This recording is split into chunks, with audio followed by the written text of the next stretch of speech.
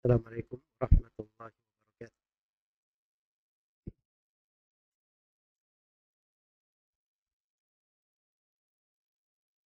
Innal hamdalillah nahmaduhu wa nasta'inuhu wa nastaghfiruh wa na'udzu billahi min shururi anfusina wa sayyiati a'malina. May yahdihillahu fala mudilla lahu wa may yudlil fala hadiya lahu. Asyhadu an la ilaha illallah wahdahu la syarika lah wa asyhadu anna Muhammadan abduhu wa rasuluh. Ya ayyuhalladzina amanu taqullaha haqqa tuqatih wa la tamutunna illa wa antum muslimun. Ya ayuhan nasu taqu rabbakum alladhi khalaqakum min nafsin wahidah wa khalaqa minha zawjaha wa batha minhuma rijalan katsiran wa nisaa wattaqullaha alladhi tasaaluna bihi wal arham innallaha kana 'alaykum raqiba. Ya ayyuhalladzina amanu taqullaha wa qulu qawlan sadida yuslih lakum a'malakum wa yaghfir lakum dhunubakum wa may yuti'illahu wa rasulahu faqad faza fawzan 'azima. Amma ba'd. Fa inna asdaqal hadithi kitabullah wa khairal hadi Muhammadin sallallahu alaihi wasallam. Syarral umuri muhdatsatuha fa inna kulla muhdatsatin bid'ah wa kulla bid'atin dhalalah wa kulla dhalalatin finnar. Ma'asyiral ikhwa wal akhwat, kaum muslimin dan muslimat rahimani wa rahimakumullah. Ini kelanjutan pembahasan dari Kitabur Raqaiq atau Kitabur Riqaq dari kitab Sahih Al-Imam Al-Bukhari rahimahullahu ta'ala, di mana pada daurah sebelumnya telah kita baca 6 bab dari pembahasan kitab Ar-Riqaiq ini. Nah, ini sebagaimana yang telah saya sampaikan di awal pertemuan yang telah lalu, bahwa majelis-majelis yang kita membaca di dalamnya hadits Rasulullah sallallahu alaihi wasallam dengan sanad yang bersambung kepada beliau, itu dari majelis-majelis terbaik di atas muka bumi, karena dibacakan di dalamnya sabda-sabda Nabi sallallahu alaihi wasallam dari sumber pengambilan ilmu yang paling terpercaya setelah Al-Quranul Karim. Nah, umat Islam itu yang mereka kenal kitab yang paling sahih itu adalah Al-Quranul Karim. Dan kitab yang paling sahih yang kedua setelah Al-Quran menurut kesepakatan ulama itu adalah kitab Al-Bukhari dan kitab Muslim. Dan dua buku ini berisi dari riwayat-riwayat hadits yang telah dibaca oleh para ulama dari masa ke masa dan diterima dengan penerimaan. Apalagi hadits-hadits yang dibawakan di sini itu adalah hadits-hadits yang luar biasa.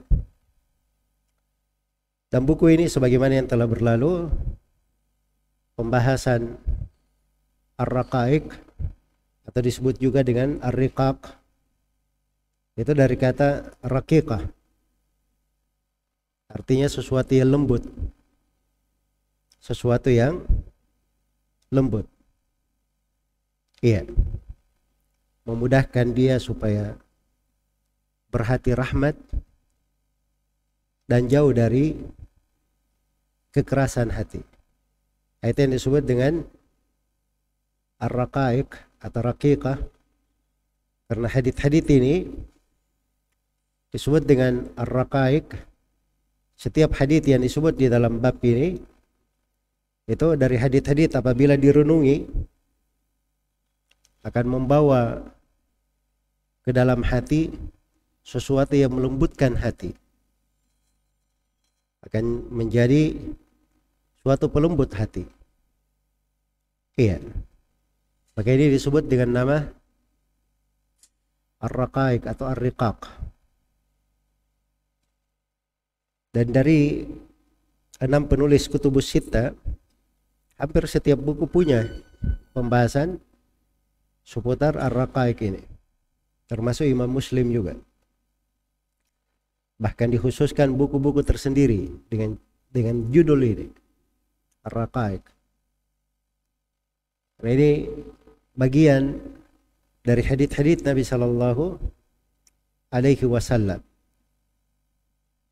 Baik, kita telah membaca pada pertemuan yang telah lalu 6 bab dari kitab Sahih Al-Bukhari. Kemudian di bab berikutnya, dan ini mungkin kita akan membaca dari direkatkan. Kita akan membaca dari bab yang ke-7 berdasarkan bab yang disebutkan oleh Al-Hafidz Ibnu Hajar rahimahullahu taala. Kalau di sebagian cetakan ini masih dihitung di bab yang ke-6. Itu cara menghitung babnya saja. Baik. Dikatakan oleh Al-Imam Al-Bukhari rahimahullahu taala, bab ma yuhdaru min zahratid dunya wat tanafusi fiha. Bab apa yang diingatkan tentang berhati-hati dari gemerlap dunia dan berlomba-lomba berambisi di dalam mendapatkannya. Berambisi di dalam mendapatkannya. Sini oleh Al-Bukhari rahimahullahu taala dibawakan banyak hadits di sini. Beberapa riwayat terkait dengan bab ini. Iya. Ada 8 hadits yang beliau akan sebutkan di sini. Rahimahullahu taala. Dan intinya di sini beliau memperingatkan tentang sikap seorang muslim berdasarkan hadits-hadits yang akan datang, bahwa seorang muslim itu berhati-hati akan gemerlap dunia. Jadi tidak semua dunia yang dibukakan untuk kita, kenikmatan, berbagai keindahan, gemerlap dunia ini, itu bermakna karunia terhadap kita atau bermakna sesuatu yang tidak ada masalah. Itu belum tentu. Karena dunia itu sudah berlalu, ada sebagian hadits diingatkan tentang bahayanya. Dan setiap umat ada fitnahnya. Dan umat ini fitnah yang menimpa mereka itu kaitannya dengan fitnah harta. Kemudian fitnah dunia dengan beraneka ragam bentuknya,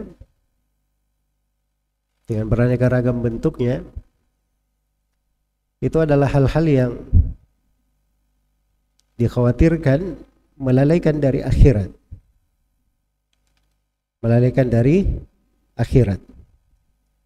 Karena itulah seorang muslim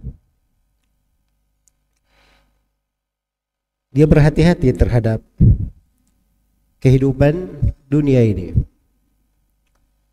Demikian pula di dalam berambisi, saling kejar mengejar,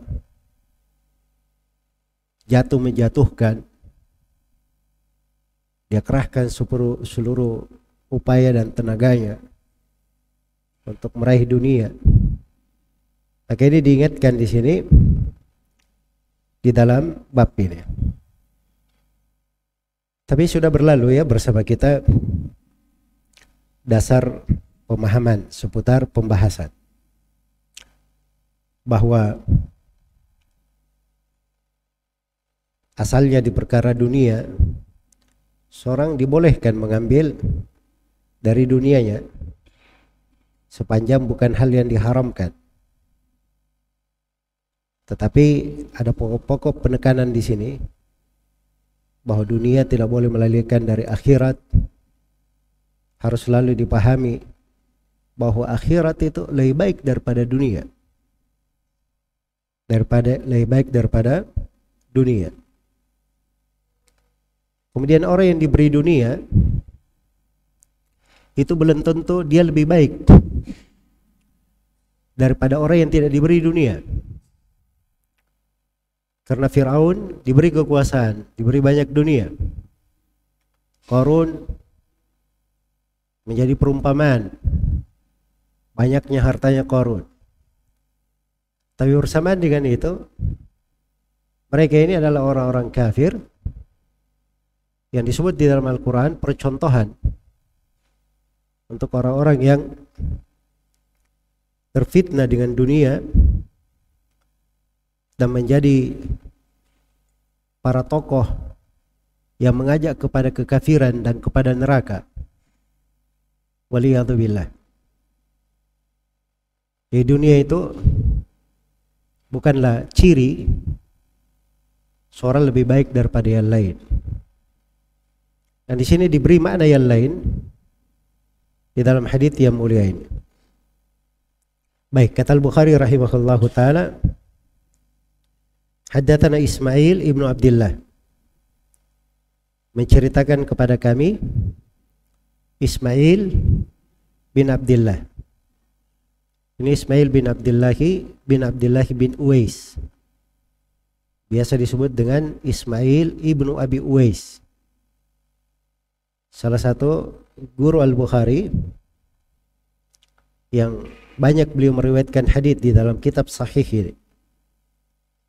Dan biasanya Ibnu Abi Uwais ini itu meriwayatkan dari pamannya Imam Malik rahimahullahu taala. Biasanya.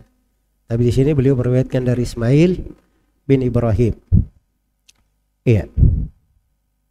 Dan Ismail Ibnu Abi Uwais itu ada kelemahan dari sudut riwayat. Hanya saja kalau dia di Sahih Al-Bukhari, riwayatnya diterima. Karena Al-Bukhari itu dia menyaring hadits-hadits rawi. Nah, rawi itu kalau dikatakan dia lemah haditsnya, bukan artinya seluruh haditsnya keliru. Tidak seperti itu. Tapi kalau dikatakan lemah haditsnya, artinya banyak kekeliruannya. Banyak kekeliruannya. Kekeliruannya yang banyak ini menyebabkan kita harus berhati-hati dari haditsnya. Namun kalau ada seorang ahli hadits yang tahu hadits-hadits yang tidak ada kekeliruan, berarti itu hadits yang benar, bisa diterima. Itulah Imamul Bukhari di sini.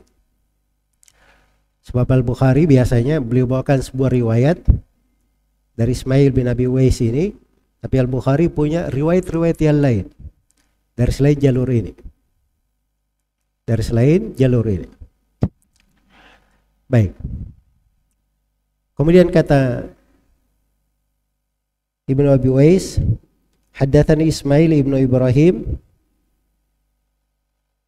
bin Uqbah. Ini juga dari Medina, keponakan dari Musa bin Uqbah, penulis kitab sirah. Sebutkan kitab sirah pertama itu dari tulisan Musa bin Uqbah rahimahullah. Ini dari ulama Medina. An Musa bin Uqbah, inilah pamannya Musa bin Uqbah al-Matrafi, Abu Muhammad al-Madani. Iya. Beliau dari ulama Medina rahimahullah. Qala Ibnu Syihabin, berkata Ibnu Syihab. Ibnu Syihab nama lengkapnya Muhammad bin Muslim bin Ubaidillah bin Abdullah Ibnu Syihab bin Zahra Az-Zuhri. Jadi dia dikenal dengan dua nama, disebut Ibnu Syihab dan disebut Az-Zuhri. Disebut Az-Zuhri. Beliau ini seorang imam yang sepakat, bahkan kelompok-kelompok menyimpang pun sepakat bahwa beliau adalah seorang imam di dalam agama yang ditokohkan, Az-Zuhri. Kenapa? Sebab beliau adalah salah satu dari poros perputaran hadits-hadits Rasulullah sallallahu alaihi wasallam. Diberi kemudahan beliau ini menghafal hadits Nabi sallallahu alaihi wasallam. Satu kali dengar dia langsung hafal. Malah beliau kalau ada orang bicara-bicara gitu lewat, dia tutup telinganya. Tidak mau dia dengar banyak orang berbicara. Sebab masalah beliau, kalau dia dengar satu orang bicara, dia langsung bisa hafal ucapan orang itu. Akhirnya kadang ada masalah di masalah hatinya, memilah-milah hal-hal yang apa? Hal-hal yang tidak penting. Makanya kadang beliau tutup telinganya supaya tidak mendengar sebagian hal. Iya. Dan ini salah satu potret ya dari kehidupan para ulama terdahulu rahimahullahu taala, bagaimana mereka menjaga dan memelihara hadits-hadits Rasulullah sallallahu alaihi wasallam dan menghafalkannya. Iya. Karena itu kita lihat ya bagaimana jasa mereka di tengah umat. Ini sudah berlalu lebih dari 1200 abad, dari 1200 tahun dari kehidupan rawi-rawi ini sampai hari ini orang masih baca riwayatnya, mengetahui hadits Nabi melalui perantara mereka. Kira-kira berapa banyak pahala yang mengalir itu? Sudah lebih 1000 tahun dari ilmu yang mereka sampaikan. Itu keberkahan. Dan keberkahan yang seperti ini itu tidak ada di pembahasan dunia. Kecuali kalau dunianya dia jadikan untuk akhirat, itu baru. Misalnya dunia dia rubah jadi infak, jadi wakaf, dari sedekah, dan itu mengalir terus. Itu baru tidak ada putusnya. Tapi ilmu, lihat ilmu, sampai hari ini orang-orang yang menyampaikannya masih dapat pahala. Sudah lebih 1000 tahun.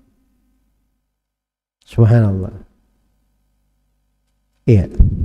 Ini sebenarnya kekayaan yang sebenarnya, kekayaan yang hakiki, bukan kekayaan dunia. Kekayaan dunia kita miliki sekarang.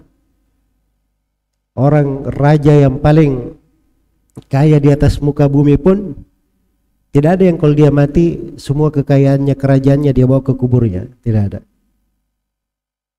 Dia hanya berakhir di sebuah lubang yang sempit, lalu ditutup dengan tanah. Seluruh dunia yang dia miliki tidak ada yang dia bawa. Hanya sirna bersama dengan usangnya masa, akan habis bersama dengan ahli warisnya yang ribut-ribut terhadap warisan. Itu dunia.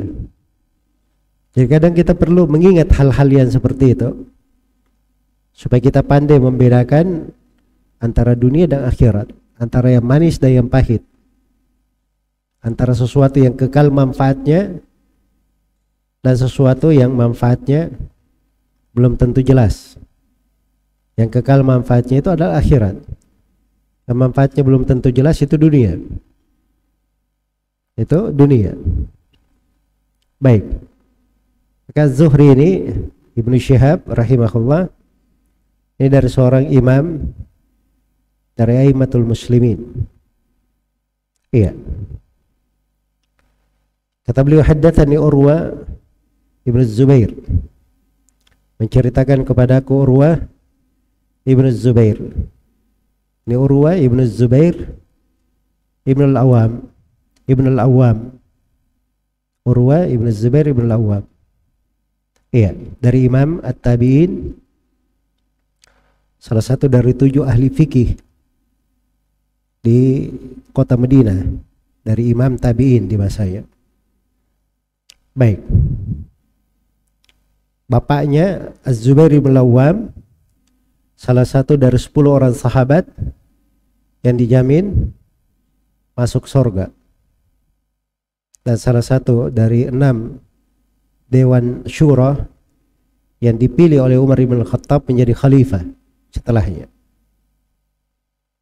Karena Umar bin Khattab itu memilih 6 orang menjadi pengganti setelahnya. 6 orang ini nanti yang bermusyawarah siapa yang menjadi khalifah di antara 6 orang ini.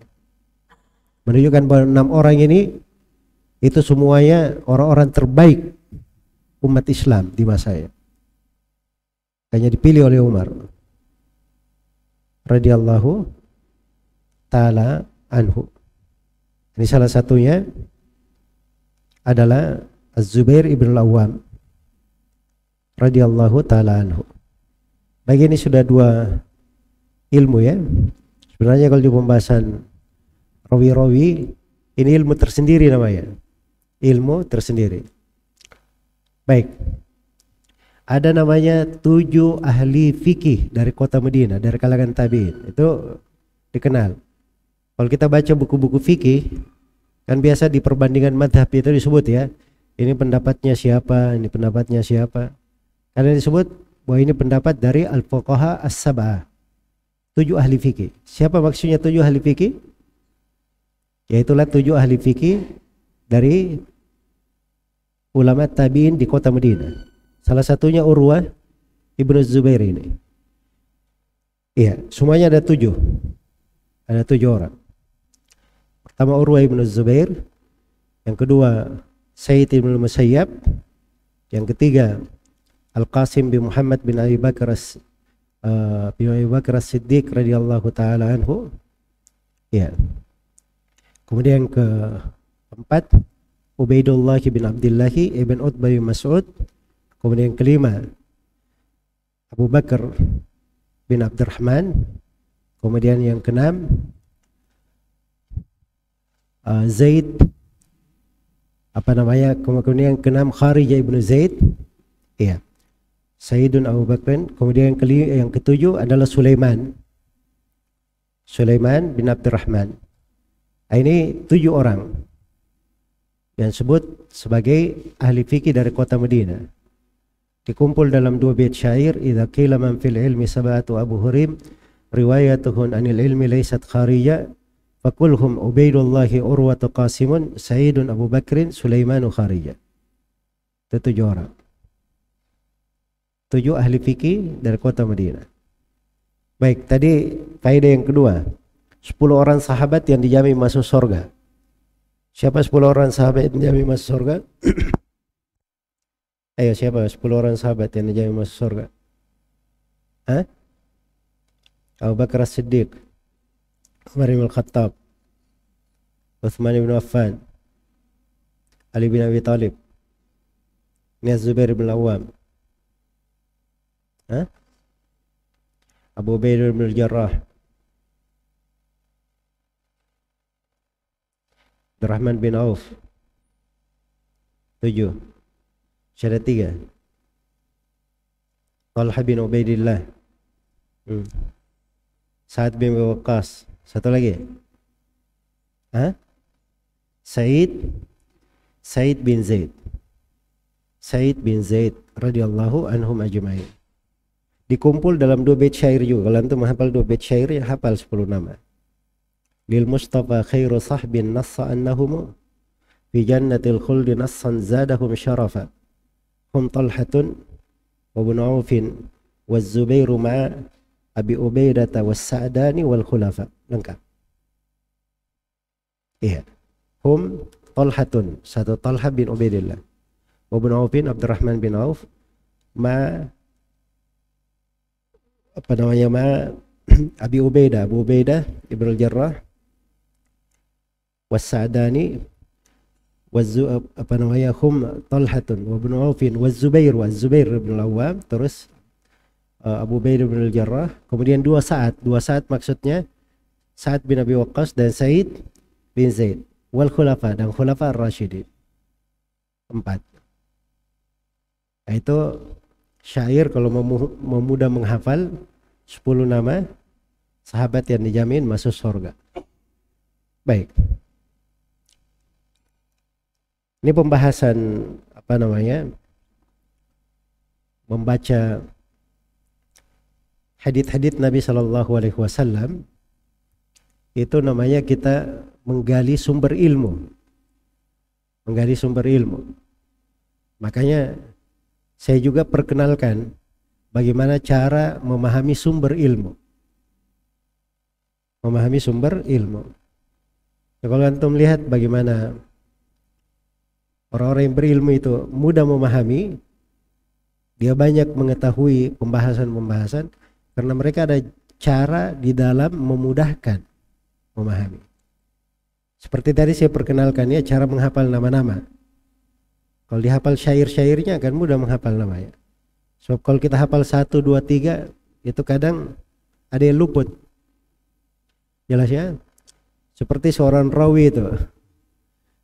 Ada seorang rawi, katanya dia terkenal punya riwayat dari Ikrimah, dari Ibnu Abbas. Datanglah murid-murid ke dia, ya Syekh ceritakanlah hadits dari Ikrimah dari Ibnu Abbas. Kata Syekhnya, nggak usah lah. Dia mengelak sampai suatu hari disuruh duduk, nggak bisa lepas dia. Maka Syekhnya bilang, kalau begitu tulis, menceritakan kepadaku Ikrimah dari Ibnu Abbas bahwa Rasulullah sallallahu alaihi wasallam bersabda, khaslatani la tajtami'ani fi mu'min. Beliau bawakan, ini sudah serius ya, dari Ikrimah dari Ibnu Abbas, bahwa Nabi sallallahu alaihi wasallam bersabda, ada 2 sifat yang tidak akan pernah berkumpul pada seorang mukmin. Ya, murid-murid menulis kan, sudah selesai menulis tapi syekhnya masih diam, belum menyambung. Muridnya bertanya, Syekh apa kelanjutannya? Kata beliau, Ikrimah lupa 1 dan saya lupa yang kedua. Hah? Kayak gimana? Ikrimahnya lupa, kan 2 kan? 2 sifat yang tidak berkumpul pada seorang mukmin. Yang pertama dilupa oleh Ikrimah, yang kedua saya lupa. Artinya tidak bisa disambung haditsnya. Nah, itu kalau kita menghitung-hitung kadang terjadi hal yang seperti itu. Tapi kalau ada kaidah-kaidah, rumus-rumus seperti tadi, kayak rumus ya, itu jadi mudah untuk dihafal, mudah untuk dipahami. Dan itu sudah ada di tengah para ulama Islam, ilmu-ilmu yang seperti itu, cara-cara di dalam memahami. Baik, kata beliau di sini, annal Miswarah ibn Makhramata akhbarahu, sungguhnya Al-Miswar bin Makhramah mengabarkan kepadanya. Iya. Ini Al-Miswar bin Makhramah radhiyallahu anhuma. Dan beliau ini sahabat ya. Kata beliau, anna Amr ibn Auf wa huwa halifun li Bani Amir ibn Lu'ay. Bahwa Amr bin Auf, dan Amr bin Auf ini dia adalah halif dari Bani Amr bin Lu'ay, Bani Amir bin Lu'ay. Iya. Amr bin Auf ini Al-Ansari ya, dari sahabat yang hadir di perang Badr radhiyallahu anhu. Dikatakan kana syahida Badran ma Rasulillah sallallahu alaihi wasallam. Dan beliau ini hadir di perang Badr bersama Rasulullah sallallahu alaihi wasallam. Iya. Kata beliau, akhbarahu, bahwa Amr ibn Auf mengabarkan kepadanya. Ini riwayat sahabat muda meriwayatkan dari sahabat yang lebih tua darinya. Iya. Dan Amr bin Auf ini sudah lebih dahulu wafat ya daripada Al-Miswar bin Makhramah. Baik, radhiyallahu anhu. Dan beliau termasuk orang yang hadir di perang Badr. Itu nikmatnya itu kalau orang baca hadits Nabi lewat di dalam hadits penyebutan nama sahabat-sahabat. Seakan-akan kita hidup di masa mereka. Kita lihat orangnya, oh ini hadir di perang ini hadir di perang itu. Nah, itu baru namanya orang yang benar hidup bersama Rasulullah dan para sahabatnya. Itu kalau dia baca hadits-hadits Nabi Sallallahu Alaihi Wasallam, dia bisa berperasaan seperti itu. Tapi kalau misalnya seorang itu jauh dari hadits-hadits Nabi, jarang mempelajarinya, maka seakan-akan hidupnya itu jauh dari generasi awal tengah umat ini. Itu dari sebab yang tidak membantu seseorang untuk bisa istiqamah di dalam agama. Tidak membantunya untuk istiqamah. So, kalau mau istiqamah, kita diperintah untuk mengikuti jalan Nabi Sallallahu Alaihi Wasallam dan para sahabatnya. Fastaqim kama umirta wa man taba ma'aka wa la tataghaw. Istiqamalah engkau Nabi Muhammad sebagaimana engkau diperintah. Demikian pula para sahabat yang bersamamu. Ya, kalau kita selalu bersama Nabi dan para sahabat, itu akan membawa kita untuk istiqamah. Iya. Disitulah seorang akan mengenal lezatnya iman.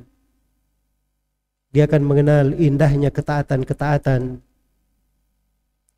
Disitulah dia akan mengenal arti cinta yang sebenarnya. Bahwa kecintaan yang sebenarnya itu kecintaan kepada Allah dan Rasulnya, dan kecintaan kepada para sahabat Rasulullah Sallallahu Alaihi Wasallam. Tapi ini harus selalu hati itu dilembutkan dengan melewati riwayat-riwayat yang seperti ini dari hadits-hadits Nabi Sallallahu Alaihi Wasallam. Jadi maksudnya di sini bahwa Amr bin Auf radhiyallahu taala anhu, beliau ini hadir di perang Badar. Dan orang kalau sudah hadir di perang Badar, itu tingkat tinggi dari derajat di agama. Karena para sahabat ini berjenjang-jenjang. Sebagian dari sahabat lebih mulia dari sahabat yang lain. Iya. Dari sudut urutan, yang paling tinggi urutannya adalah Abu Bakar As-Siddiq di antara seluruh sahabat. Setelah itu Umar ibn Khattab. Setelah dua ini setelahnya adalah Uthman dan Ali bin Abi Thalib. Setelah mereka berempat adalah yang tersisa dari 10 orang yang dijamin masuk surga. Setelah 10 orang yang dijamin masuk surga, yang paling utama dari sahabat adalah yang hadir di perang Badar. Yang hadir di perang Badar. Jumlahnya sekitar 313 orang. Iya. Setelah itu, yang paling utama lagi yang hadir setelah mereka adalah yang hadir di perang Uhud. Dan jumlah mereka 700-an yang hadir di perang Uhud. Setelah itu yang hadir di Bai'atul Ridwan. Dan itu jumlah mereka 1.200 orang. Dan ini sahabat-sahabat semuanya dijemput dengan jaminan surga terhadap para sahabat ini. Bahkan kepada orang yang hadir di perang Badar, Rasulullah Sallallahu Alaihi Wasallam bersabda kepada orang yang hadir di perang Badar bahwa Allah berfirman tentang mereka, "I'malu faqad ghafartu lakum." Silahkan kalian orang yang hadir di perang Badar berbuat apa saja. Sampai kalian berbuat dosa pun bikin apa saja. Karena aku telah mengampuni kalian. Tidak ada manusia yang diucapkan seperti itu. Kecuali siapa? Orang-orang yang hadir di perang Badar ya. Radhiyallahu anhu. Makanya kalau ada sahabat misalnya dia hadir di perang Badar, itu disebut syahid Badran. Dia ini hadir di perang Badar.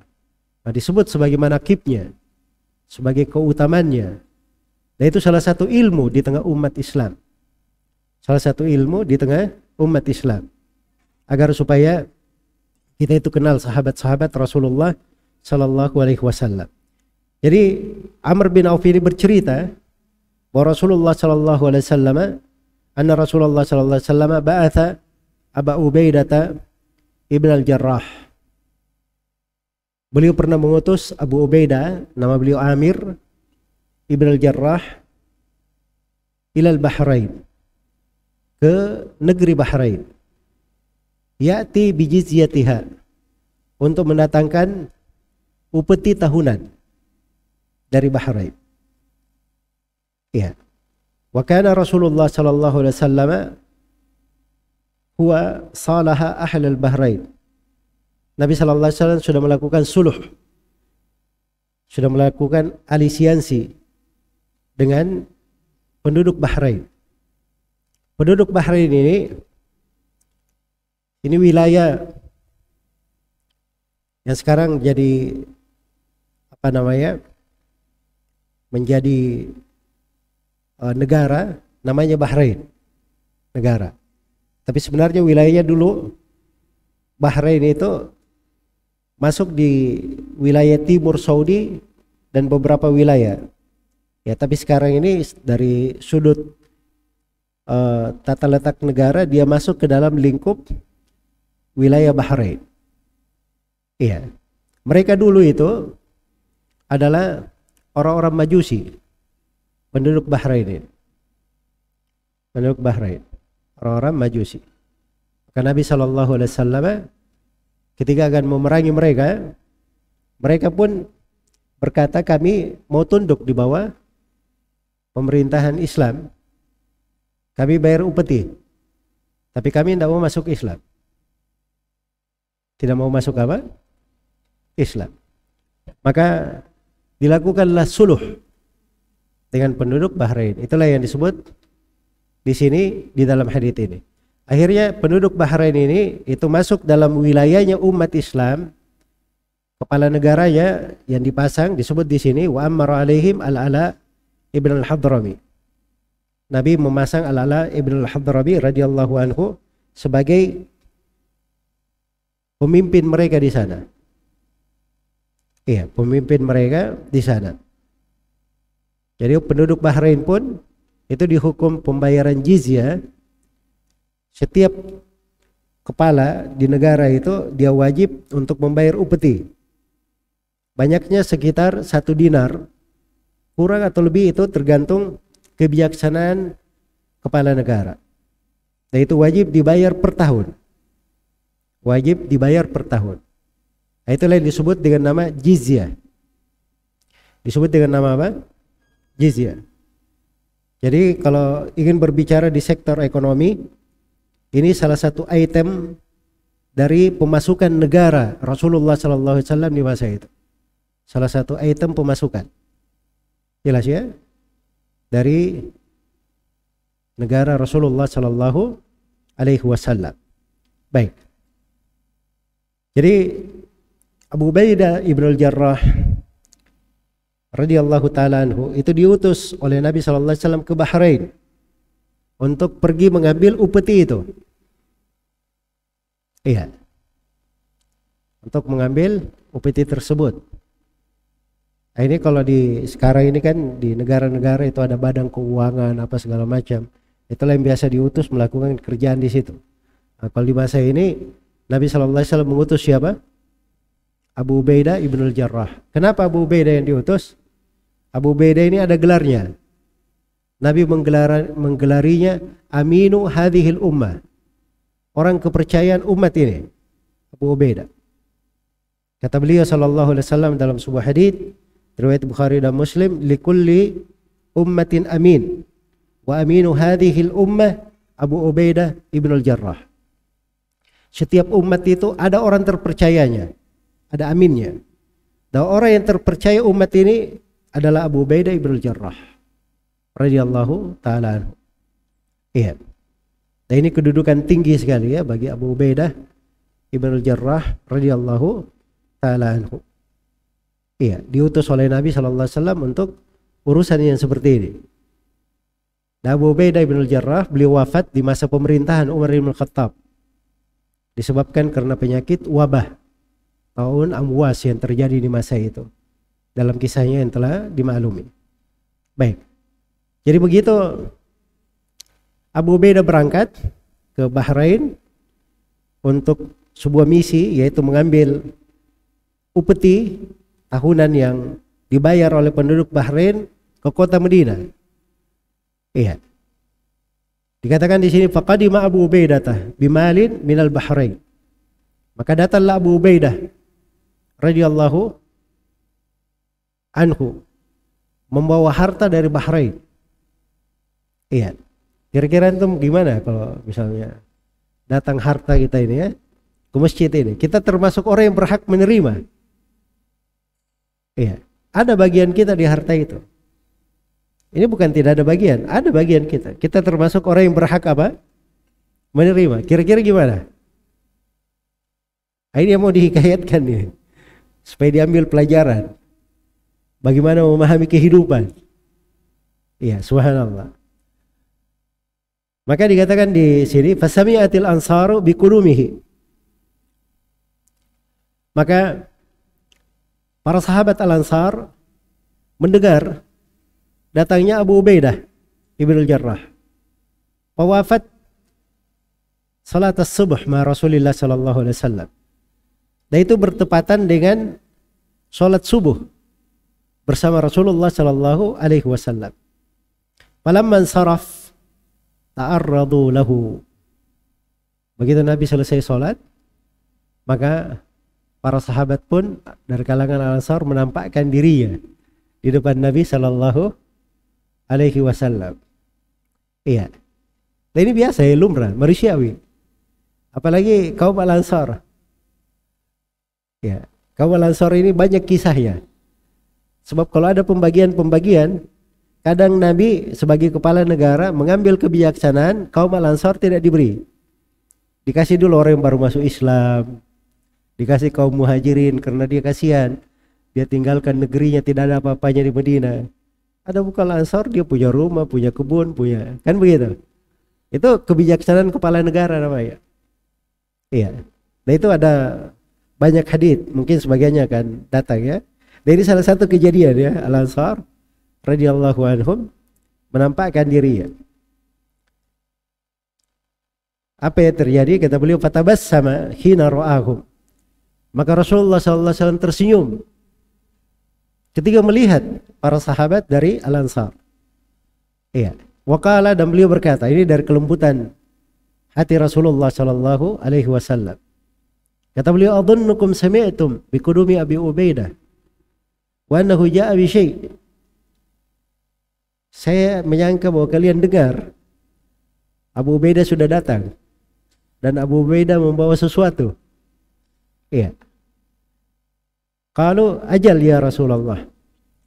Maka para sahabat berkata, benar wahai Rasulullah. Ini orang terang-terangan. Jelas ya? Orang yang terang-terangan. Baik. Jadi kadang sikap seperti lebih bagus ya daripada orang punya sesuatu ngeles sana sini tapi nggak tahu apa maunya. Kan begitu. Tapi sahabat ini jelas. Semuanya diperjelas. Kata Nabi sallallahu alaihi wasallam, "Fa'abshiru wa amilu ma yasurrukum." Kata Nabi sallallahu alaihi wasallam, bergembiralah kalian dan berharaplah kalian, apa yang kalian inginkan, apa yang membuat kalian senang, akan saya beri. So Rasulullah sallallahu alaihi wasallam itu ya, kalau ada sesuatu di tangannya dari harta ya umat Islam, langsung habis dia bagikan. Sampai pernah beliau selesai sholat asar, sedang sholat asar, beliau peringkas sholatnya. Habis salam tidak duduk dikir seperti biasanya, langsung masuk ke rumah. Keluar beliau membawa beberapa potongan-potongan emas. Kata beliau, ini potongan-potongan emas sisa yang dibawa oleh Ali bin Abi Thalib dari Yaman. Iya. Jadi supaya anda tahu ya bahwa sebuah negara itu ada sumber-sumber perekonomiannya. Ada sumber-sumber perekonomiannya. Nabi itu merintis negaranya bukan cuma duduk di masjid tiba-tiba emas memenuhi masjid, tidak ada seperti itu. Ada sebab-sebab dilakukan. Itu hukum-hukum syar'i namanya. Kata beliau, ini emas-emas ini saya ingat pada saya sedang sholat dan saya tidak ingin menanggung sesuatu apapun dari emas ini dan dia berada di tanganku. Makanya Nabi langsung membagikannya. Itu kesegeraan beliau sallallahu alaihi wasallam pada hal-hal yang memang harus dibagi di tengah rakyat. Maka Nabi sallallahu alaihi wasallam itu banyak hal Pernah disebut dalam hadits Abu Sa'id Al-Khudri di riwayat Bukhari dan Muslim, Nabi SAW didatangi oleh para sahabat. Iya, ada yang datang diberi, terus sampai habis semua yang berada di sisi Nabi SAW. Iya. Kata beliau SAW, la yakunu syai'un indi falan addikhirahu ankum. Tidak ada sesuatu apapun di sisiku, pasti saya tidak akan sembunyikan dari kalian. Saya akan berikan semuanya. Tapi kata beliau, walakin man yasta'if yu'iffahu Allah, wa man yastaghni yughnihillah, wa man yatasabbar yusabbirhu Allah. Tetapi barang siapa yang menjaga kehormatan dirinya, Allah akan memberikan kehormatan untuk dirinya. Barang siapa yang merasa cukup, Allah akan beri kekayaan untuknya, kecukupan. Dan barang siapa yang bersabar, Allah akan beri kesabaran untuknya. Ditanamkan, diberikan haknya, itu biasa, perkara dunia. Tapi diingatkan akan sesuatu yang terkait dengan akhirat. Itulah pendidikan Rasulullah Sallallahu Alaihi Wasallam. Ya sama dengan sahabat Al-Ansar datang, ingin pemberian, kata Nabi, fa'abshiru, bergembira kalian. Wa amilu ma yasurrukum, dan silakan kalian berharap apa yang membuat kalian bergembira. Kata beliau, fa wallahi mal faqru akhsha alaikum. Demi Allah, bukanlah kefakiran yang aku khawatirkan atas kalian. Walakin akhsha alaikum an tubsata alaikumud dunya kama busitat ala man kana qablakum. Tetapi yang saya khawatirkan, dihamparkan dunia atas kalian. Sebagaimana orang-orang sebelum kalian dihamparkan dunia atas mereka. Dihamparkan dunia atas mereka. Iya. Jadi orang-orang sebelum kita itu, mereka binasa bukan masalahnya masalah kekurangan dunia. Tidak ada mereka di dalam masalah kekurangan dunia kebinasannya. Masalah mereka itu dunia berlimpah, dibukakan seluas-luasnya. Dunia ini kalau sudah dibukakan seluas-luasnya, iya, jangan berpikir bahwa orang yang banyak dunia itu adalah orang yang paling zuhud. Kalau sudah cukup dia berhenti. Tidak ada. Dunia itu membuat orang mabuk sudah paling banyak di situ. Mau bilang orang mabuk ada di situ. Ada orang yang stres, ada orang yang gila, ada orang yang tidak sadarkan diri, ada orang yang tidak tahu di mana dia hidup, tidak tahu dirinya di daratan, di lautan, semuanya ada itu dari pengejar dunia. Di dalam menggapai dunia ada orang-orang yang sangat berambisi, ada yang jiwanya seperti binatang, ada yang jiwanya kotor seperti lalat, ada yang itu semuanya masuk pada orang-orang yang mengejar dunia. Makanya dunia itu seperti yang dikatakan oleh Nabi sallallahu alaihi wasallam, "Lau anna li ibni Adam wadiyaini min dhahab, labataga ilaihi mathalith." Andai kata anak Adam itu punya dua lembah berisi emas, dia akan mencari lembah yang ketiga. Dia tidak merasa cukup dengan dua lembah emas. Subhanallah. Padahal jangankan satu lembah emas, kita punya satu lemari berisi emas saja itu sudah banyak sekali. Kan begitu? Ini dua lembah berisi emas. Dia sudah punya. Maka kata Nabi, dia akan mencari lembah ketiga. Akan mencari lembah yang ketiga. Sebab dunia itu kalau sudah mabuk seperti itu, itu siksaan terhadap jiwa. Siksaan terhadap jiwa. Dia punya mobil bagus, mobil ini. Tetangganya beli mobil lebih bagus. Itu tidak bisa nyenyak tidur itu. Pencari dunia. Ya tunggu aja besok ya. Saya akan beli lagi yang lebih bagus dari itu. Nah, itu dunia itu membawa kepada hal-hal yang seperti itu. Akhirnya jatuh ke dalam kehancuran, waliyadzubillah. Makanya kata Nabi SAW, saya tidak mengkhawatirkan kefakiran atas kalian wahai para sahabat. Bukan itu yang saya khawatirkan. Tapi saya khawatir dunia akan dilapangkan atas kalian. Sebagaimana telah dilapangkan terhadap orang-orang sebelum kalian. Fatanafasuha kama tanafasuha. Lalu kalian pun berlomba-lomba di dalam menggapainya. Berambisi di dalam mengejarnya. Sebagaimana orang-orang sebelum kalian sangat berambisi di dalam mengajarnya. wa tuhlikakum kama ahlakathu. Di sebagian riwayat di sini disebut wa tulhiyakum kama alhatkum. Kemudian dunia itu akan membuat mereka lalai, akan membuat kalian lalai sebagaimana orang-orang sebelum kalian menjadi lalai karena dunia tersebut. Iya. Baik. Maka di sini pelajaran yang sangat berharga tentang bagaimana seorang itu perlu khawatir. Jangan sampai dia tertimpa oleh fitnah dunia. Dunia ini masalah ya. Ya, jangan dianggap sepele dunia itu. Jangan dianggap sepele. Seakan-akan kalau kita dapat dunia, subhanallah, itu adalah hal yang paling baik. Itu tidak seperti itu hidupnya Nabi SAW dan para sahabatnya. Iya. Rasulullah SAW kadang di sebagian waktu beliau berkata, Allahumma la aisha illa aishul akhirah. Ya Allah, tidak ada kehidupan kecuali kehidupan akhirat. Tidak ada kehidupan kecuali kehidupan akhirat. Suatu hari dihidangkan di depan Abdurrahman bin Auf radhiyallahu ta'ala anhu makanan yang sangat banyak, mewah-mewah makanannya. Maka beliau menangis terseduh-seduh melihat makanan tersebut. Beliau berkata, saudaraku Mus'ab bin Umair radhiyallahu anhu yang mati syahid di perang Uhud. Mus'ab bin Umair ini dari anak orang kaya, sangat terpandang di Mekah, tiba-tiba menjadi jatuh miskin karena dia masuk Islam. Kemudian setelah itu dia belajar kepada Rasulullah, diutus menjadi duta Nabi SAW ke kota Madinah dan berhasil membangun negeri Islam di kota Madinah, sehingga Nabi pun diperintah untuk berhijrah ke kota Madinah. Mus'ab bin Umair ketika beliau wafat di perang Uhud, kainnya untuk mengkafani beliau itu tidak cukup. Kalau ditutup kakinya, terbuka kepalanya. Ditutup kepalanya, terbuka kakinya. Maka Nabi akhirnya perintah supaya kepalanya ditutup, kakinya dilengkapi dengan, ditutup dengan jerami-jerami. Maka beliau mengingat, saudaraku Mus'ab bin Umair di kondisi dan saya ke lapangan seperti ini. Kata Abdurrahman bin Auf, ini kalimat yang sangat mendalam dari ilmunya para sahabat.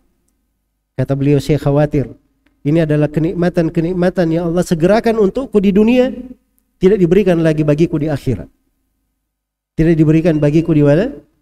Di akhirat. Sebab apa gunanya seorang diberi dari pemberian, di dunia dia penuh dengan kenikmatan, ternyata itu kenikmatan disegerakan. Tidak diberikan lagi di mana? Tidak diberikan lagi di akhirat. Itu tidak ada gunanya, subhanallah. Tidak ada gunanya. Karena itu kita perhatikan akan makna yang sangat agung ini. Iya. Ini prinsip-prinsip dinukil dari Nabi SAW dan para sahabat. Bagaimana beliau membangun generasi umat di masa dahulu. Ini harus kita pahami. Harus kita tahu bahwa ini terjadi di masa Nabi SAW. Beliau mendidik para sahabatnya dengan pendidikan tersebut, dan tidak ada kebaikan bagi umat yang datang setelah mereka kecuali dengan mencontoh Nabi SAW dan para sahabatnya. Ya wallahu ta'ala.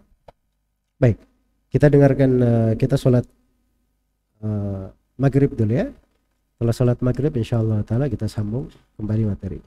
Wallahu ta'ala alam. Subhanakallahumma wa bihamdik, asyhadu an la ilaha illa anta, astaghfiruka wa atubu ilaik, walhamdulillahi rabbil alamin. Assalamualaikum warahmatullahi wabarakatuh. Wassalamu ala al-mabuthi rahmatan lil alamin, nabiyina Muhammad wa ala alihi wa sahbihi wa man tabi'ahum bi ihsanin ila yaumiddin, amma ba'd.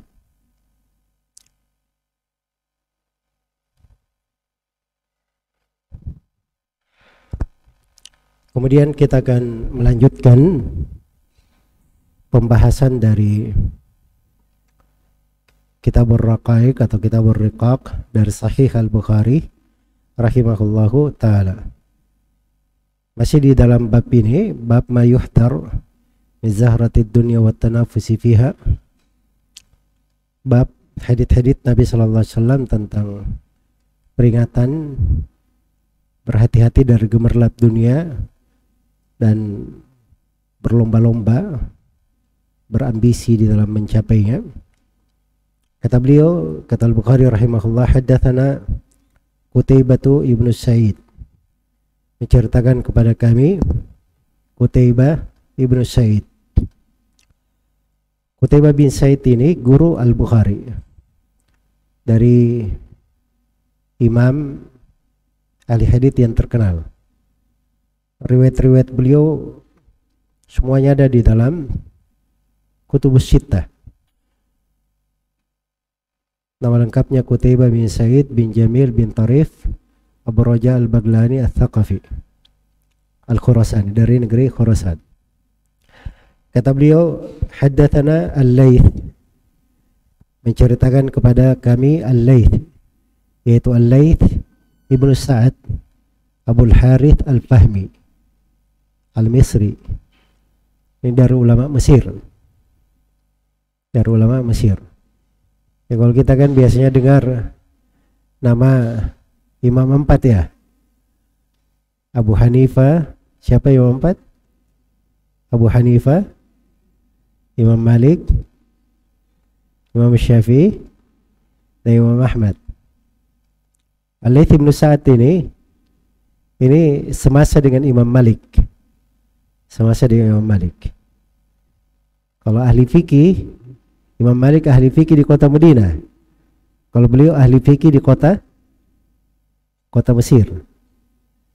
Tapi dari keajaiban, Imam Syafi'i berguru kepada Imam Malik, berguru juga kepada Al-Laits bin Sa'ad ini.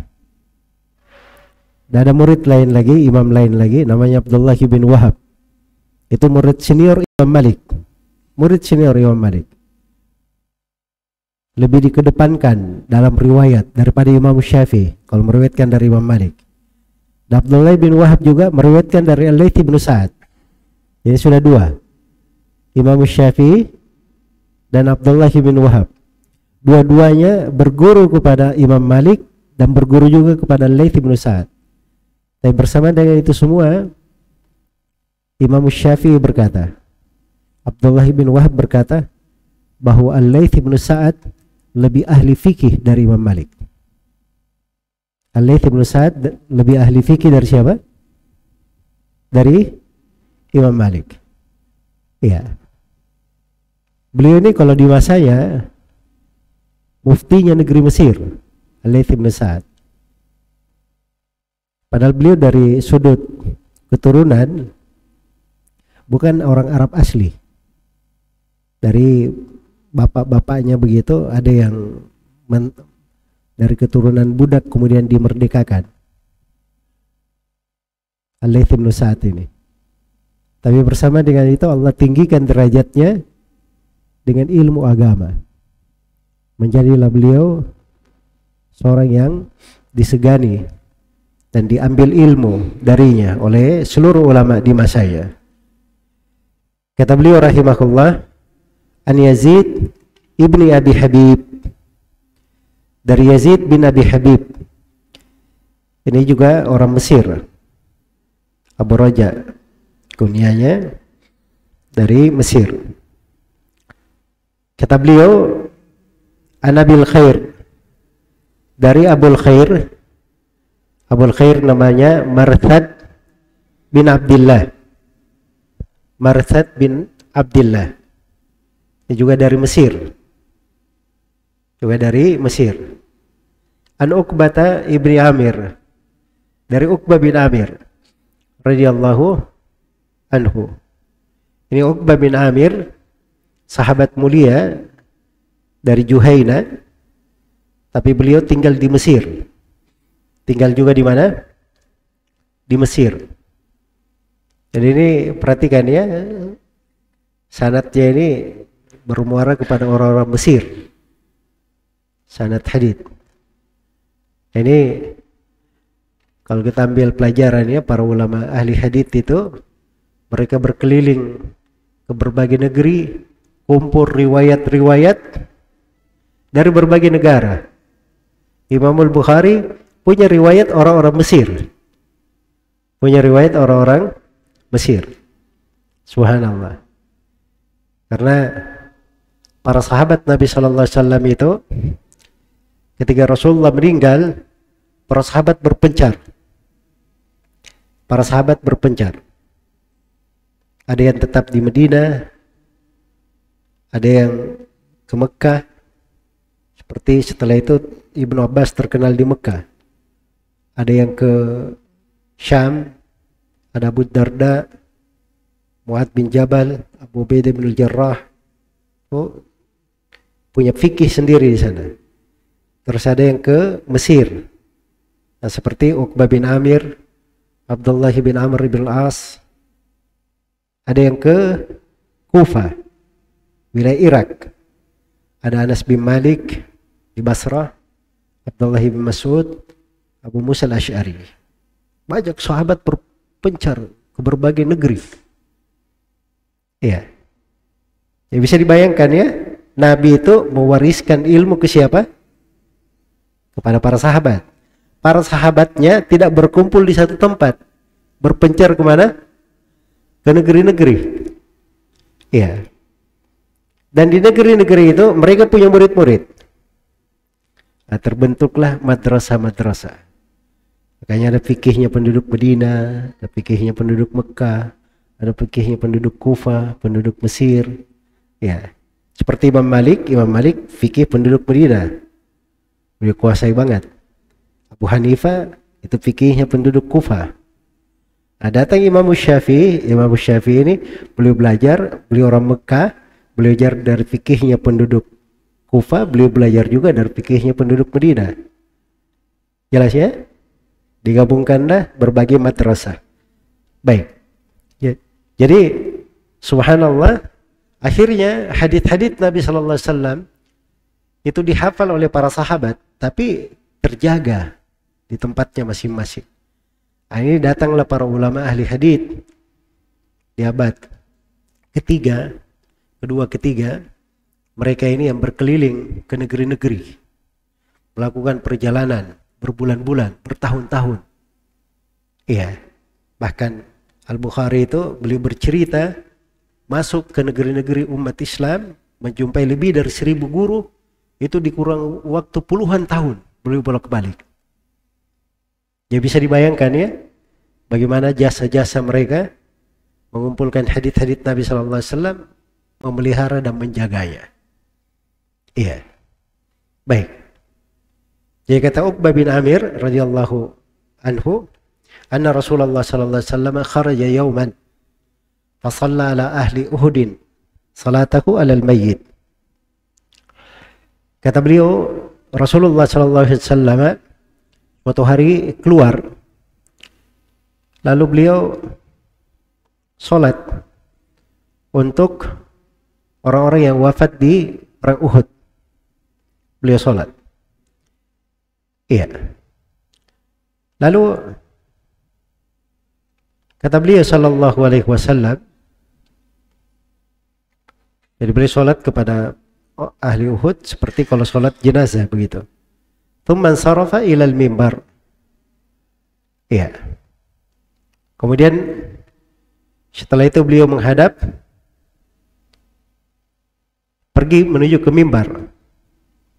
Faqala inni faratukum wa inni syahidun alaikum wa inni wallahi la anzuru ila haudil an.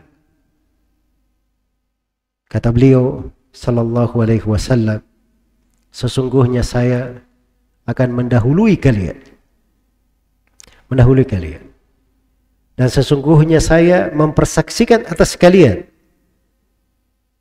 Dan sesungguhnya saya telah melihat kepada telagaku sekarang. Melihat kepada telaga. Jadi Nabi diperlihatkan kepada beliau dari mimbar beliau, telaga beliau sallallahu alaihi wasallam di padang mahsyar, di hari kiamat. Dan ini dari keimanan. Dari keimanan. Iya. Yang wajib kita imani. Di sini kita bisa mengambil ya dari potret kehidupan Nabi itu, bagaimana Nabi selalu mengingatkan para sahabat tentang kehidupan akhirat. Dan ini penting sekali kita di dalam kehidupan ini. Kita kadang tinggal di dalam satu kompleks bersama, tinggal berdekatan, ya kan? Tiap hari kita ketemu di masjid. Iya. Tapi kadang ada hal-hal yang kita perlu saling mengingatkan tentang kehidupan akhirat kita, apa yang mendekatkan kita kepada Allah Subhanahu wa taala. Karena itu Nabi sallallahu alaihi wasallam berkata kepada para sahabatnya, "Saya telah mendahului kalian." Oke, nanti pada hari kiamat itu Nabi Muhammad sallallahu alaihi wasallam punya telaga. Punya apa? Telaga. Telaga beliau ini sama dengan seluruh nabi dan rasul yang lain. Semuanya punya telaga. Semuanya punya telaga. Telaga ini itu menurut pendapat yang paling kuat di tengah para ulama, bahwa telaga ini di padang mahsyar pada hari kiamat. Di bumi yang telah diganti.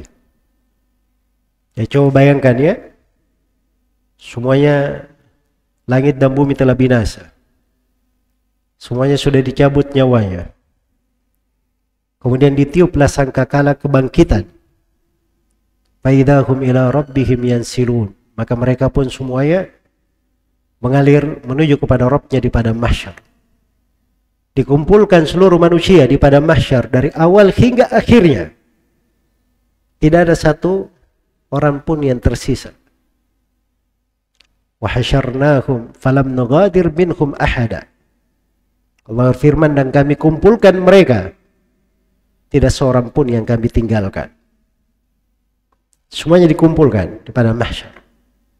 Saking dahsyatnya hari itu, yauma yafirrul mar'u min akhihi wa ummihi wa abihi wa sahibatihi wa banihi. Hari tatkala seorang itu lari dari saudaranya, tidak ada ingat saudara, lari dari ayah dan ibunya, lari dari istri dan anak-anaknya. Setiap orang memikirkan dirinya masing-masing. Tidak ada yang namanya dia ingat ayahnya, ibunya. Dia hanya mikir dirinya sendiri. Dahsyatnya hari itu. Manusia tidak ada yang berpakaian, tidak ada yang beralas kaki, belum dihitan. Aisyah sempat bertanya, Rasulullah, kalau begitu saling melihat.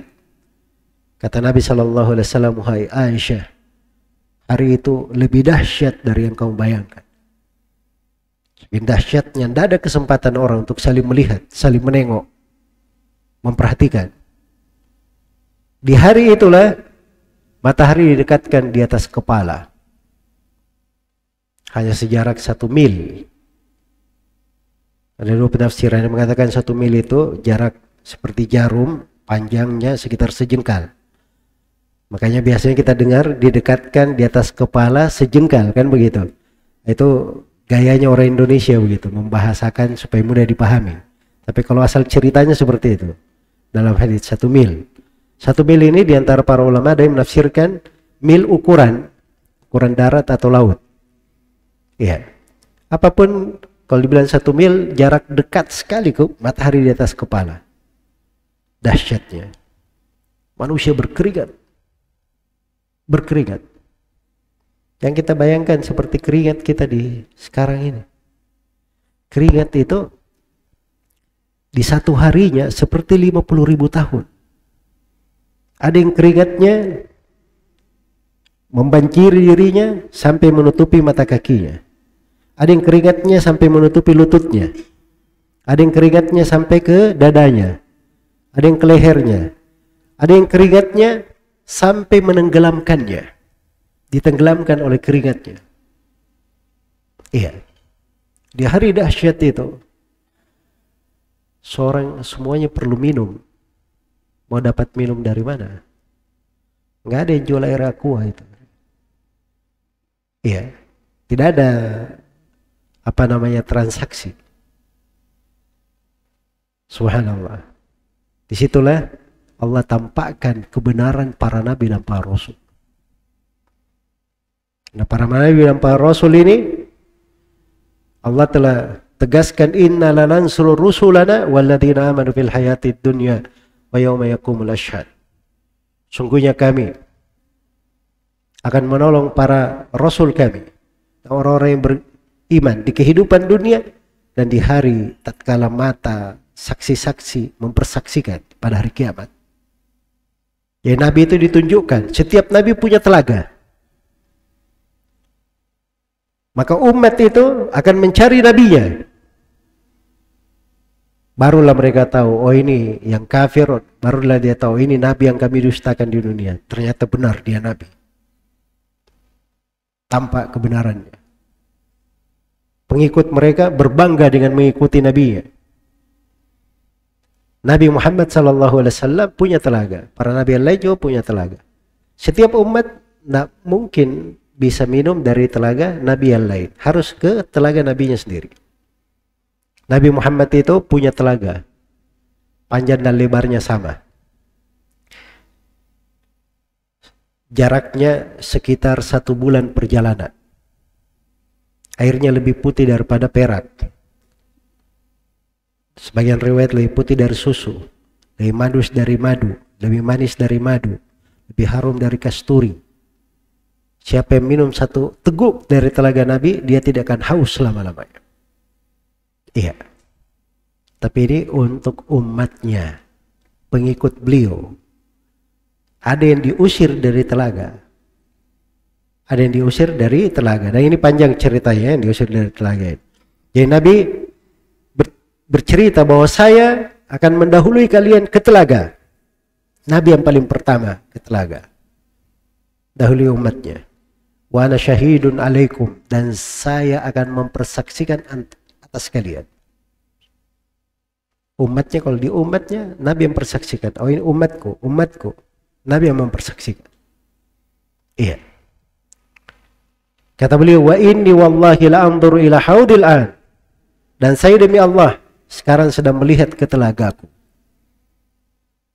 Itu dari tanda kenabian Nabi Muhammad SAW diperlihatkan kepada beliau dari hal-hal gaib yang orang-orang tidak mengetahui hal itu. Kata beliau, wa inni qad u'titu mafatiha khazainil ard atau mafatihal ard. Kata beliau, sungguhnya saya telah diberi kunci-kunci perbendaharaan bumi. Kalau di riwayatnya dikatakan kunci-kunci bumi. Wa inni wallahi ma akhafu alaikum an tusyriku ba'di. Walakin akhafu alaikum an tanafasu fiha. Kata Nabi, sungguhnya demi Allah, saya tidak takut kalian wahai para sahabat berbuat kesyirikan setelahku. Iya. Sebab keimanan para sahabat itu keimanan yang membuat syaitan sudah putus asa. Dia menjatuhkan para sahabat jatuh lagi ke dalam kesyirikan. Sudah putus asa syaitan itu. Tapi kerjaan syaitan di mana? Nah, inilah yang disebut oleh Nabi sallallahu alaihi wasallam salah satunya di sini. Walakin akhafu alaikum an tanafasu fiha. Tetapi yang saya khawatirkan, kalian ini berlomba-lomba di dalam menggapai dunia. Itu yang dikhawatirkan. Sebab ini penyakit, kalau sudah menimpa, artinya telah masuk penyakit umat-umat yang telah lalu ke dalam hati-hati kita. Ini diingatkan kepada para sahabat. Nabi takut jangan sampai hal tersebut terjadi terhadap para sahabat Rasulullah sallallahu alaihi wasallam. Kemudian di hadits berikutnya kata Imam Al-Bukhari rahimahullahu taala, iya, kata beliau, haddatsana Ismail, menceritakan kepadaku Ismail. Ini Ismail ibnu Abi Uwais yang sudah berlalu. Qala haddatsani Malik, menceritakan kepadaku Malik. Ini paman beliau, Imam Malik bin Anas radhiyallahu taala anhu. Iya. Imam Darul Hijrah, imamnya kota Madinah. An Zaid bin Aslam. Zaid bin Aslam Al-Adawi Al-Qurashi. Ya, beliau ini dari Maula Umar ibn Khattab radhiyallahu taala anhu. Iya, tadinya budak. Di beliau Umar, setelah itu dimerdekakan oleh Umar ibn Khattab radhiyallahu taala anhu. Jadilah Zaid bin Aslam menjadi salah seorang yang paling banyak ilmunya dari ulama tabi'in. An-Atha bin Yasar, dari Atha bin Yasar Al-Hilali, Ini dari ulama Madinah. Iya. An Abi Sa'id Al-Khudri, dari Abu Sa'id Al-Khudri radhiyallahu anhu. Nama beliau Sa'ad bin Malik bin Sinan. Abu Sa'id Al-Khudri, sahabat yang mulia. Salah satu dari 7 orang sahabat yang paling banyak meriwayatkan hadis. Qala Rasulullah sallallahu alaihi wasallam. Beliau berkata, Rasulullah sallallahu alaihi wasallam bersabda, "Inna aktsara ma akhafu alaikum ma yukhrijullahu lakum min barakatil ard." Kata beliau, sesungguhnya hal yang paling banyak yang saya khawatirkan atas kalian adalah apa yang Allah Subhanahu wa taala keluarkan dari isi-isi dunia. Sini dibahasakan dengan keberkahan dunia. Barakat. Iya.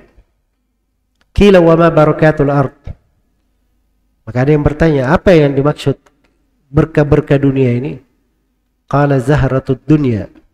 Maka Nabi sallallahu alaihi wasallam menjawab, gemerlap dunia. Gemerlap dunia. Iya. Faqalahu rajulun hal ya'til khairu bisyarr. Maka seorang lagi berkata, "Ya Rasulullah, apakah kebaikan itu datang dan ikut kejelekan bersamanya?" Ini kan Rasulullah kabarkan bahwa yang keluar dari bumi itu berkah-berkah namanya. Dan ketika beliau ditanya berkah-berkah bumi itu apa? Kata beliau, itu adalah perhiasan dunia. Maka sahabat bertanya, orang ini bertanya, apakah kebaikan itu datang bersamanya ada kejelekan? Maka Nabi sallallahu alaihi wasallam terdiam. Asamatan Nabi sallallahu alaihi wasallam hatta dhananna annahu yunzalu alaih. Nabi pun sallallahu alaihi wasallam diam. Sampai kami tahu bahwa Nabi ini sekarang sedang menerima wahyu. Sedang menerima wahyu. Subhanallah. Luar biasa ya para sahabat itu. Bertanya sesuatu, iya. Jawabannya langsung turun melalui Nabi sallallahu alaihi wasallam, wahyu turun kepada nabinya. Maka Nabi sallallahu alaihi wasallam katakan, itu maja'ala yamsahu an jabinihi. Maka Nabi pun mengusap dahi beliau. Sebab Nabi itu kalau sudah menerima wahyu, kadang beliau berkeringat kencang. Di musim dingin sekalipun berkeringat seperti itu. Faqala aina sa'il? Maka Nabi bertanya, mana yang bertanya tadi? Mana tadi orang yang bertanya? Qala ana. Orang itu berkata, saya ya Rasulullah. Qala Abu Sa'id, laqad habitnahu hina tala'a dhalik. Iya. Kata Abu Sa'id, kami pun sudah memuji Allah ketika Nabi sallallahu alaihi wasallam mencari si penanya itu. Artinya sudah ada jawaban begitu. Iya.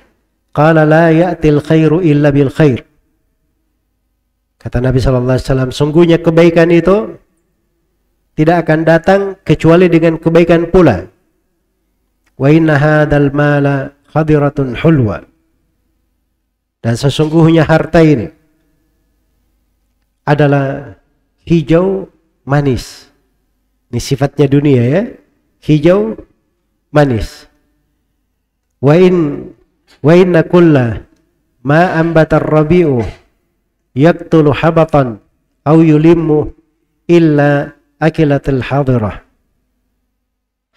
Akalat hatta idam tandat hasirataha istaqbalat asy-syamsa fajtarrat wa talatat wa balat thumma adat fa akalat. Iya. Kata beliau, sesungguhnya dunia ini atau harta ini hijau manis. Itu dunia itu kelihatannya hijau, enak dilihat, manis, ya bagus sekali. Nah, kemudian kata beliau, sesungguhnya ya apa yang ditumbuhkan oleh musim semi, apa yang ditumbuhkan oleh musim semi Iya. Itu kadang membunuh habatan atau yulim, dan kadang mengicilkannya. Kadang mengicilkannya. Ini bercerita tentang hewan ternak ya. Bagaimana ketika sudah muncul dari musim semi itu biasanya banyak hewan-hewan itu dia bisa makan yang hijau-hijau. Dia makan sampai perutnya membesar. Setelah itu dia menghadap ke matahari. Iya. Lalu setelah itu dari perutnya ini keluarlah, ya, apa yang sudah dia makan. Kemudian dia dia membuang air besar, kemudian kencing, ya. Kemudian setelah itu hewannya kembali makan lagi, Wa inna hadzal mal hulwa, itu maknanya hijau harta itu. Dunia itu seperti itu. Hijau, dimakan, tapi nanti ujung-ujungnya dia keluar lagi sebagaimana yang sudah dimaklumi. Iya. Kemudian kata Nabi sallallahu alaihi wasallam, "Wa inna hadzal mal hulwatun. Man akhadahu bihaqqihi wa wada'ahu fi haqqihi, fa ni'mal ma'unatuhu." Dan sungguhnya harta ini adalah manis. Siapa yang mengambilnya dengan haknya, dia letakkan pada haknya, maka itu adalah sebaik-baik yang membantunya. Wa man akhadahu bighairi haqqihi kana kalladhi ya'kul wa la yashba. Tetapi siapa yang mengambil harta ini tanpa hak, dia mengambil harta ini tanpa hak, maka ini seperti orang yang makan tetapi tidak pernah kenyang. Seperti orang yang makan tetapi tidak pernah kenyang. Baik. Di dalam hadits ini Nabi SAW mengingatkan tentang posisi dari harta itu. Harta itu apa yang kita pakai, apa yang kita miliki, apa yang kita tanam, apa yang kita tunggangi, ya apa yang kita pergunakan. Itu harta-harta semuanya itu dimiliki. Kan begitu. Harta ini ya bahasanya hijau manis. Ya kalau ditanya apakah datang kebaikan dengan kejelekan? Ya dia kebaikan. Kebaikan itu membawa kebaikan. Itu dasarnya. Tetapi harta ini, siapa yang memakannya berlebihan, seperti itulah, seperti hewan yang makan. Iya. Kalau dia makan berlebihan, kadang bisa membunuh hewan itu. Atau bisa membuatnya hampir terbunuh. Hampir terbunuh. Kalau dia makan terus, mati itu karena makanan. Terlalu banyak dia makan. Itu dunia. Kecuali kalau dia makannya, dia makan sesuai keperluan. Dia makan sampai besar perutnya ini pun, setelah itu dia berjemur di matahari, dia tunggu, berproses, kemudian menjadi kotoran, lalu dia kencing, setelah itu makan lagi. Itu seperti itu dunia. Hijau. Dimakannya seperti itu, enak dimakan. Iya, tapi hati-hati. Ada yang terbunuh karena apa? Memakan. Kemudian kata beliau bahwa dunia ini itu siapa yang mengambilnya dengan haknya, maka dia letakkan pula pada hak, maka itu fani'mal ma'una. Itu hal yang sangat membantunya. Iya. Tapi kalau diambil tanpa hak, itu seperti orang yang makan tidak pernah kenyang. Jadi harta dari sudut kebaikan dihitung sebagai nikmat Allah, dia nikmat Allah. Cuman yang menjadi salah kita ini, bagaimana cara kita mendapatkan harta? Kalau kita mendapatkannya dengan cara yang benar, kita letakkan pada hal yang benar pula, maka itu nggak ada masalah. Itu sebaik-baik harta yang membantu. Itu taufik dari Allah. Seorang hamba diberi anugerah, dia dapat harta, membantu dia di dalam ketaatan. Itu bagus. Tapi siapa yang mengambil harta itu tanpa haknya, dia mengambil harta tanpa haknya, Maka ini dikatakan oleh Nabi Sallallahu Alaihi Wasallam seperti orang yang makan, tetapi tidak pernah kenyang. Bagaimana itu ada orang makan tidak pernah kenyang? Akhirnya mengambil harta tanpa hak itu seperti itu. Subhanallah, tidak ada keberkahan. Seperti makan tapi tidak ada kenyangnya. Iya. Tidak ada kenyangnya. Masuk terasa banyak, tapi dia merasa sedikit kekurangan, tidak pernah merasa puas. Nah, itu berarti itu bukan kecukupan, ya kan? Hakikatnya kalau seperti itu apa? Harta ada di tangan tapi dia miskin, namanya. Harta ada di tangan tapi hukumnya dia apa? Miskin, tidak pernah merasa puas, tidak pernah merasa cukup. Karena itu Nabi Sallallahu Alaihi Wasallam sebutkan, kekayaan yang sebenarnya itu bukan kekayaan harta benda di tangan. Kata beliau dalam hadits riwayat Bukhari dan Muslim, "Laisal ghina an kathratil arad, innamal ghina ghinan nafs." Bukanlah kekayaan itu dengan banyaknya harta benda, tetapi kekayaan itu adalah kekayaan di mana? Kekayaan di dalam hati. Sebab orang kalau dia merasa cukup, punya kekayaan di hati, yang sedikit pun itu terasa banyak sekali. Yang sedikit pun terasa banyak. Iya. Tetapi kalau dia tidak punya kekayaan di hatinya yang banyak pun, itu dia tidak merasa cukup dengan hal tersebut. Iya. Baik. Jadi ini wejangan dari Nabi Sallallahu Alaihi Wasallam. Kemudian setelah itu di hadits berikutnya kata beliau, haddatsani Muhammad bin Bashar.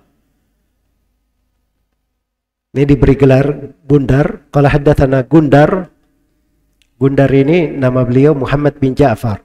Gundar itu gelar. Gundar itu gelar. Kalau haddatsana Syu'bah, Syu'bah bin al-Hajjaj Abu Bistam al-Basri, imamnya kota Basrah. Iya. Kata beliau, sami'tu Aba Jamrah, saya mendengar Abu Jamrah. Abu Jamrah nama beliau Nasr bin Imran. Qala haddatsani Zahdamu ibnu Mudarrib. Qala sami'tu Imran ibnu Husain radhiyallahu anhuma. Ani Nabi sallallahu alaihi wasallam qala khairukum qarni thumma alladhina yalunahum thumma alladhina yalunahum.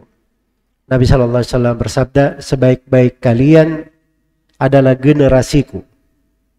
Kemudian generasi setelah mereka, kemudian generasi setelah mereka. Qala Imran, "Fama adri kanan qala Nabi sallallahu alaihi wasallam ba'da qawlihi marrataini aw thalathan." Kata Imran, saya tidak tahu Nabi berucap setelahnya, kemudian setelahnya itu 2 kali atau 3 kali.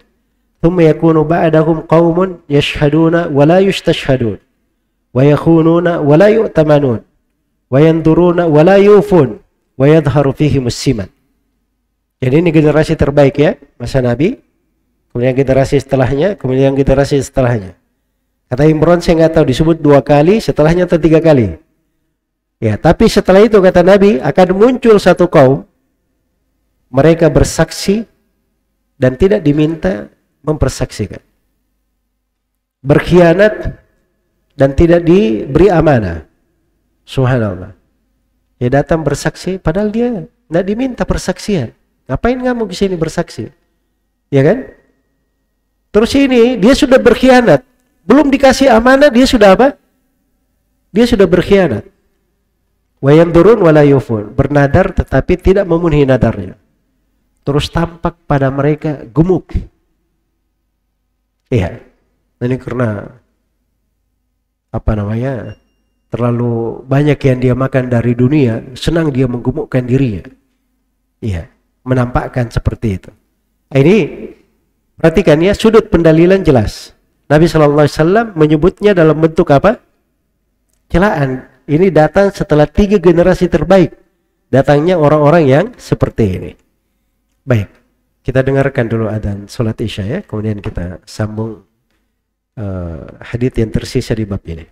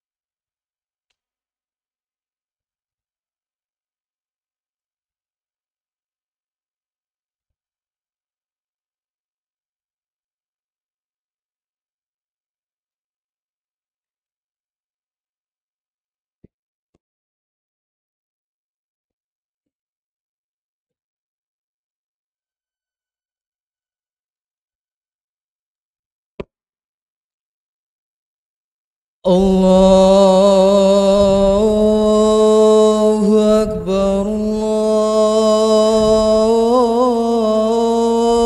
Allahu Akbar.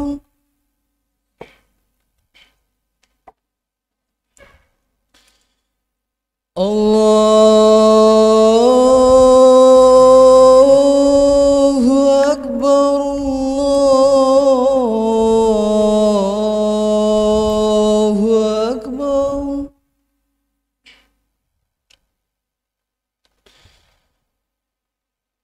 أشهد أن لا إله إلا الله.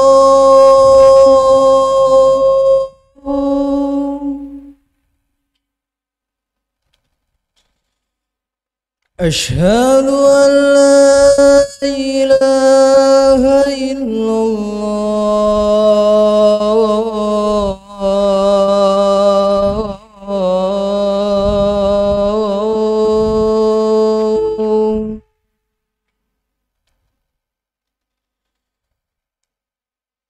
أشهد أن محمد رسول الله.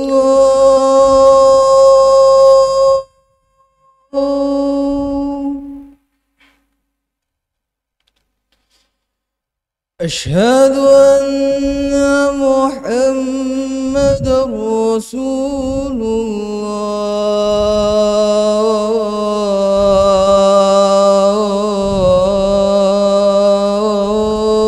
الله. حي على الصلاة.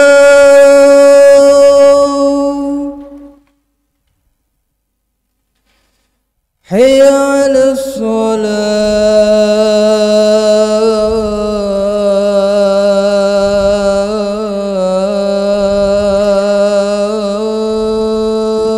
الصلاة.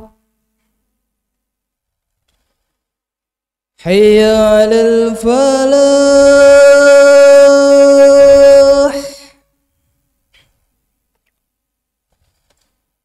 حي على الفلاح.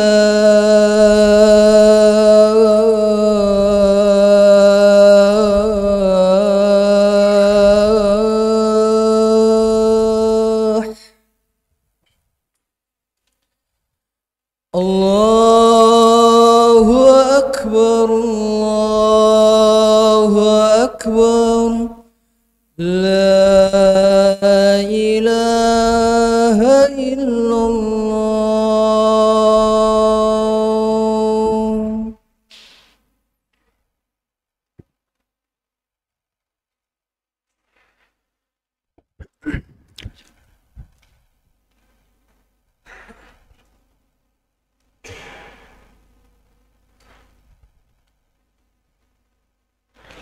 Baik, kita lanjutkan beberapa hadits lagi untuk menyelesaikan bab ini. Kemudian kata Al-Bukhari rahimahullahu taala, haddatsana Abdan. Abdan namanya Abdullah bin Uthman bin Jabala. An Abi Hamzah, namu Abu Hamzah orang dari Marwazi, namanya Muhammad bin Maimun, digelari Abu Hamzah As-Sukkari. As-Sukkari itu gula ya, karena beliau ini kalau bicara enak sekali dengar pembicaraannya, makanya disebut As-Sukkari. Ya, disebut dia biografinya. Dan beliau ini orang yang terkenal sangat berpegang dengan sunnah Nabi Sallallahu Alaihi Wasallam. Anil Amash, dari Amash namanya Sulaiman bin Mihran. An Ibrahim, Ibrahim namanya Ibrahim bin Yazid An-Nakhai. An Abida, itu Abida ibn Salman. An Abdillahi radhiyallahu anhu. Abdullah di sini adalah Abdullahi ibnu Mas'ud. Sebab sanad ini sanad Kufa. Sanad Kufa. Baik. Dari Nabi sallallahu alaihi wasallam beliau berkata, khairun nasi qarni, thumma alladhina yalunahum, thumma alladhina yalunahum. Sebaik-baik manusia adalah generasiku, kemudian generasi setelahnya, kemudian generasi setelahnya. Thumma yaji'u min ba'dihim qaumun tasbiqu syahadatuhum imanahum wa imanuhum syahadatahum. Kemudian datang setelah itu suatu kaum, persaksiannya mendahului aimanahum, sumpah-sumpah mereka, dan sumpah mereka mendahului persaksiannya. Ya, maksudnya ini mereka, orang tidak diminta bersaksi, pergi bersumpah. Atau orang yang diminta bersumpah tetapi tidak memberi persaksian. Iya. Dan ini terbalik ya, maksudnya masa buruk terbalik. Dan sudut pendalilan Al-Bukhari pada riwayat sebelumnya, tampak kegemukan. Nah, itu orang yang mengikuti syahwatnya, memperturutkan dunia dan semisal dengannya. Kemudian kata beliau, haddatsana Yahya bin Musa qala haddatsana Waki', yaitu Waki' bin Al-Jarrah. Qala haddatsana Ismail. Ini Ismail adalah Ismail ibnu Abi Khalid an Qais, ya. Dan Qais adalah Qais ibn Hazim, Qais adalah Qais ibnu Abi Hazim. Ya. Qala sami'tu Khabbaban. Beliau berkata, saya mendengar Khabbab. Ini Khabbab ibn al-Arat, sahabat Nabi sallallahu alaihi wasallam. Sebagian nama sahabat itu agak berat diucapkan ya. Khabbab ibn al-Arat. Ini sahabat perang bersama Nabi sallallahu alaihi wasallam, pernah ikut 7 kali peperangan, tidak makan kecuali belalang saja. Ya. Bersama Ibnu Abi Mulaika. Kata beliau, wa qad iktawa yawma idzin sab'an fi batnihi. Khabbab ini pada hari beliau berucap ini, itu beliau sudah melakukan pengobatan kai di perutnya sebanyak 7 kali. Tahu pengobatan kai ya? Pengobatan kai itu pengobatan dengan pakai besi panas. Itu di tengah orang Arab, kalau sakit yang paling rumit, obat terakhir namanya kai, pakai besi panas. Jadi ini sudah 7 kali beliau. Iya. Waqala, beliau berkata, laula anna Rasulullah sallallahu alaihi wasallam nahana an nad'u bil maut, nad'utu bil maut. Kata Khabbab, andai kata bukan karena Rasulullah melarang kami memohon berdoa minta kematian, maka saya sudah minta kepada Allah supaya dimatikan saya. Tapi Nabi melarang. Makanya beliau bersabar, kena penyakit bersabar. Tapi beliau katakan, inna ashaba Muhammadin sallallahu alaihi wasallam madaw wa lam tanqishum ad-dunya bi syai'.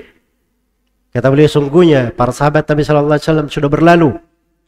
Para sahabat Nabi ya, sudah banyak yang wafat. Beliau ini termasuk sahabat muda yang paling terakhir, di antara yang terakhir wafat.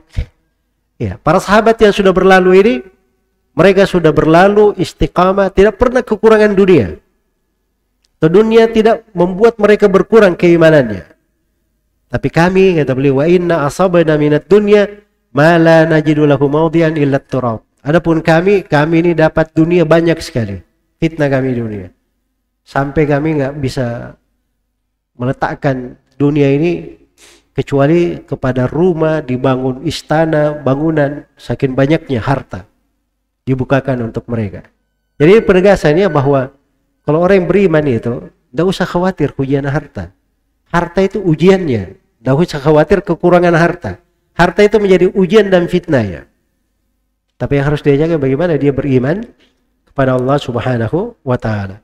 Kemudian kata beliau, haddatsana Muhammad bin Musanna qala haddatsana Yahya, ini Yahya bin Sa'id al-Qattan. An Ismail qala haddatsani Qais qala ataitu Khabbaban wa huwa yabni ha'itan lahu. Faqala inna ashabana alladhina madaw lam tanqusum ad-dunya syai'an wa in asabna min ba'dihim syai'an la najidu lahu mawdi'an illa at-turab. Ya, kata Khabbab didatangi, beliau sedang membangun kebunnya. Pagar luas begitu. Beliau berkata, para sahabat kami, sahabat Nabi sudah berlalu. Tidak pernah dunia itu membuat mereka kurang keimanannya. Tapi kami ini, setelah mereka pergi, kami dapat fitnah dunia. Harta sampai kepada kami banyak sekali. Sebab di masa Umar, itu semua yang namanya sahabat dicatat. Semua yang namanya sahabat dicatat. Ya kalau masuk harta umat Islam, pasti ada pemberiannya sahabat itu. Dia suka tidak suka dikasih pemberian. Dikasih pemberian. Akhirnya beliau ini bilang harta ini harus saya keluarkan. Ya dan kami tidak ada peletakan kecuali kami bangun tembok, bangun rumah, bangun istana. Itu aja dibangun oleh para sahabat. Supaya tidak disibukkan dengan apa? Harta yang ada di tangan. Begitu maksudnya. Baik. Kemudian kata beliau, haddatsana Muhammad ibn Katsir Inal Abdi an Sufyan, ini Sufyan Ats-Tsauri, Anil A'mash Sulaiman bin Mihran, an Nabi Wa'il, namanya Syaqiq ibn Salama, an Khabbab, dari Khabbab. Ini beberapa sanad dari Al-Bukhari ya, dari berbagai negara menuju kepada satu orang sahabat namanya Khabbab ibn al-Aratin radhiyallahu anhu. Qala hajarna ma Rasulillah sallallahu alaihi wasallam.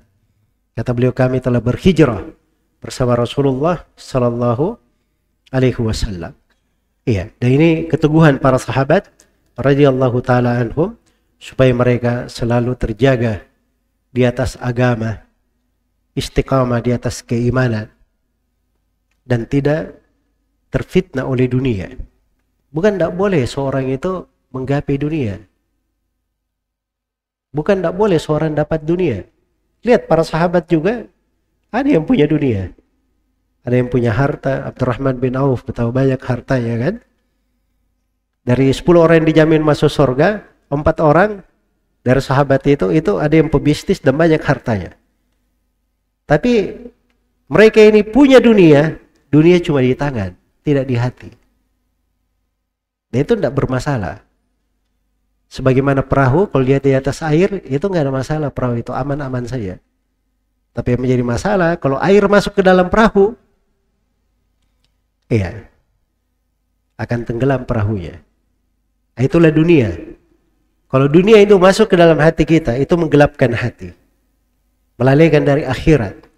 Tapi kalau dunia ada di tangan, kita pakai untuk dekat kepada Allah, berbuat ketaatan, kita menyambung silaturahmi, berbuat baik kepada manusia, ya.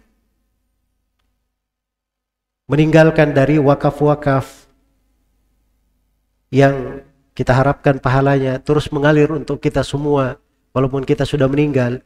Nah, itu baru namanya orang yang diberi harta salih untuk orang yang salih. Ni'mal malu lirrajul, ni'mal malu salih lirrajul salih. Kata Nabi sallallahu alaihi wasallam, sebaik-baik harta salih adalah harta yang diberikan untuk orang salih pula. Jadi hartanya sudah bagus, halal, diberi kepada orang salih.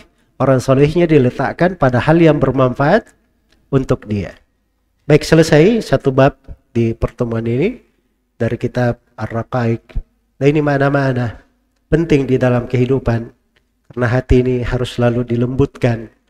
Hati ini modal kita semua di dalam kehidupan. Kita bisa memahami ayat-ayat Al-Quran, merasakan nikmatnya ibadah, merasakan betapa nikmatnya sebagai seorang muslim, itu dengan kelembutan-kelembutan hati. Dan kita bisa bertauhid kepada Allah, menjauhi segala kesyirikan dengan hal-hal yang melembutkan hati kita. Sebagaimana di hari kiamat, hati ini pula yang menjadi modal kita.